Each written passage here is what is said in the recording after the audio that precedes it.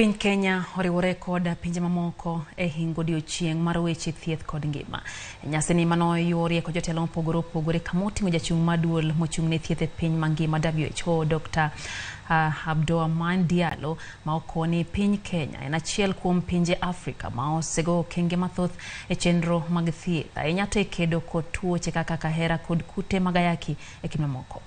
World Health Organization ogolo paro mano mar medo chanjo mag malaria kaka yono mar kedo kod tuo mar malaria pachoka. We also commend Kenya for its active and successful participation in the landmark malaria vaccine pilot, which has shown a reduction of severe malaria attacks and hospital admissions.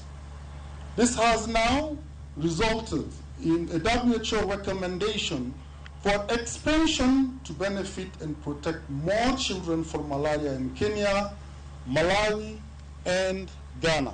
The State Department is keen to engage all partners to achieve UHC, which will be achieved by a strong public health system and aligned professional standards of human resource infrastructure, health product technologies, service delivery, and processes.